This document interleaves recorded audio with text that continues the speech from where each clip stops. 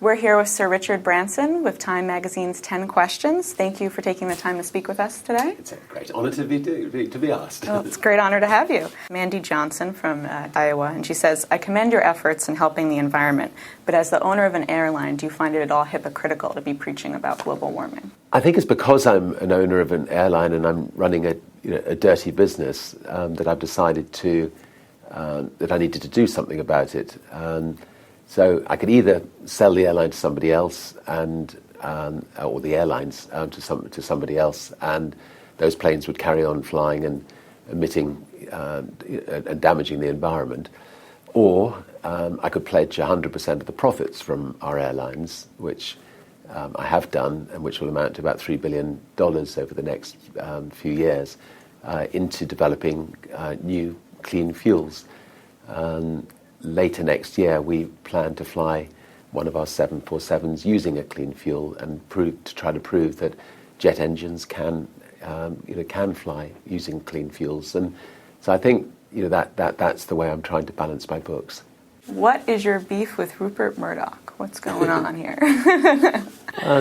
I have no personal beef with Rupert Murdoch. He's in Great Britain. He's very powerful.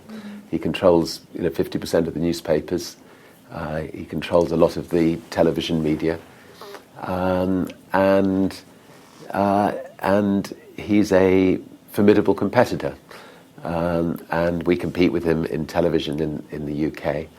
And we do believe that he made one or two moves that we believe were anti-competitive, and we've taken that to the competition authorities, and they will decide whether he's been behaving in an anti-competitive way or not. But if he invited me to dinner, I'd be very happy to go and have dinner with him. How do you balance your desire for adventure with the danger of possibly death? In the end, you've got to, I think, take calculated risks in life. If otherwise, you're going to, sit in a mothballs all day and do nothing. And life is a hell of a lot more fun than if you say yes rather than saying no. You mentioned once in an interview that your dyslexia gave you trouble in school. Has it hindered you in the business world at all? Because it doesn't seem to be much of a problem, but what is that looking like for you? Strangely, I think my dyslexia has helped in the business world in that in that because I have had problems when I was younger communicating. I need, for instance, when I'm launching a new company, I need to be able to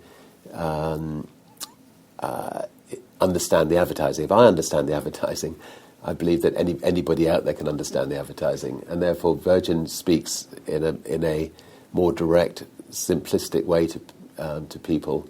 But the amusing thing is that when I turned 50, I was in a board meeting.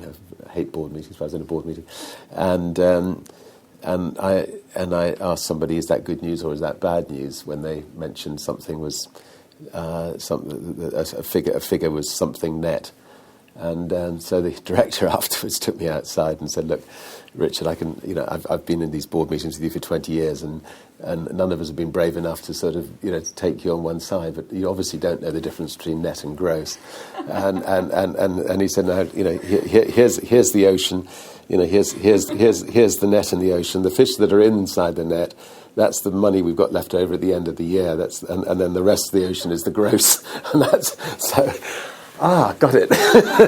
So we had the largest group of private companies in Europe, and the chairman had no idea how to read net or gross. This is a funny question. Will you ever cut your hair?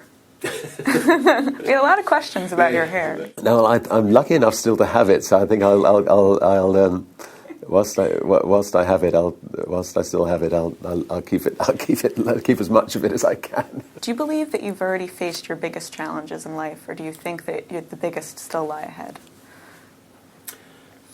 I think the absolute biggest challenge for us all is global warming, and I just wish the American government would wake up to this fact. Now, what is the answer to the problem?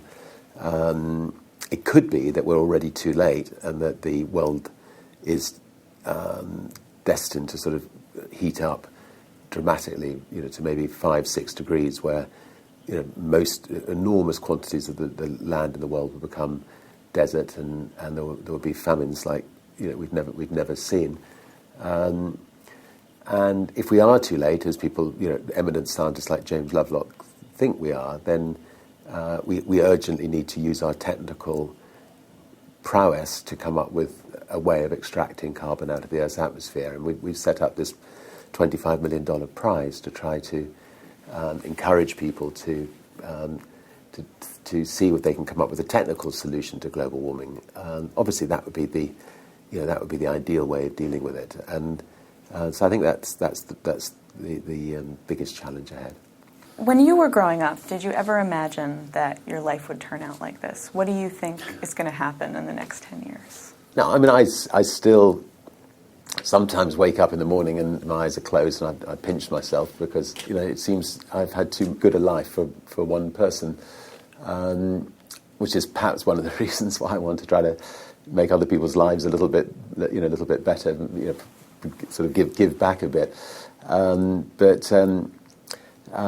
the next 10 years, I'm in a position where I really can make a difference, and I'm determined to make a difference.